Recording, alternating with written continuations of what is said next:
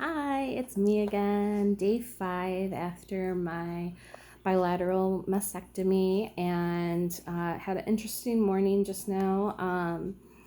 Still feeling great, getting around, moving. Yesterday, I mentioned that my pain pouch, the On-Q system, had run out of juice or serum.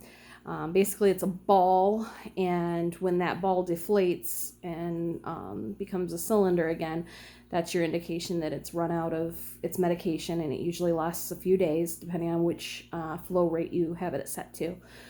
So we knew that we needed to remove those, but those are like they're tubes that go inside your chest wall, just like your drains, kind of.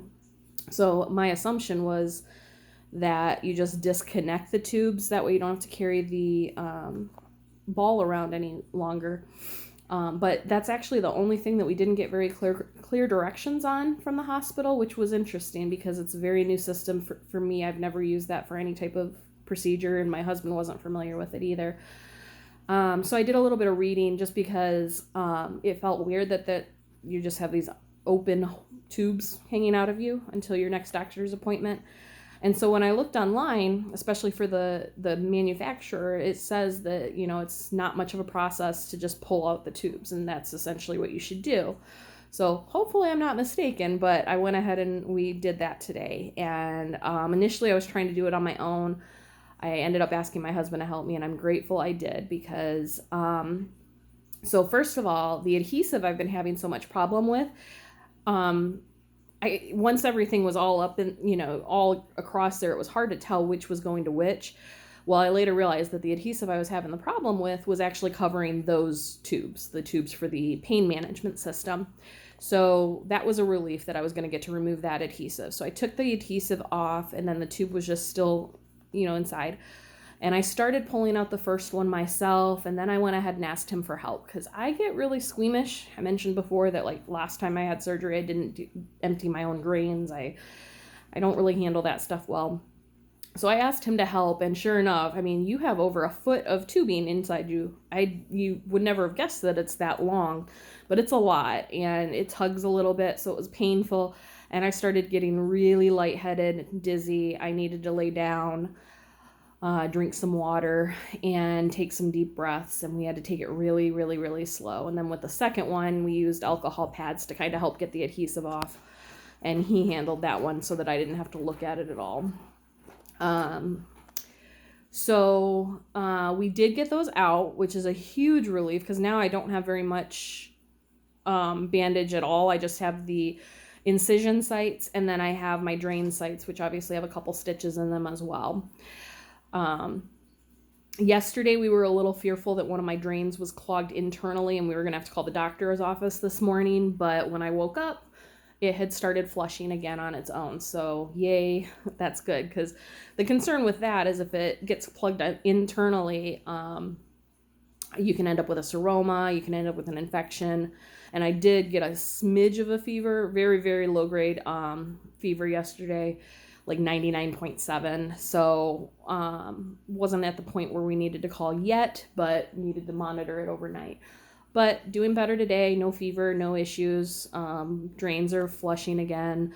The amount of fluid is definitely decreased, which is a good sign. We're at that point where it should be.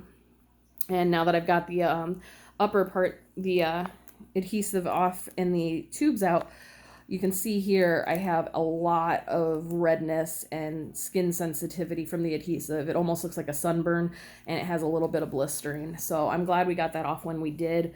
I'm going to be kind of babying it and probably putting some like Aquifer on it later to make sure that, my skin doesn't tear up, because I have very mixed experiences with adhesive, but I think moving forward, whenever I have a type of procedure, I need to mention that I do have a reaction, and that way they can use the most, sensitive adhesive possible.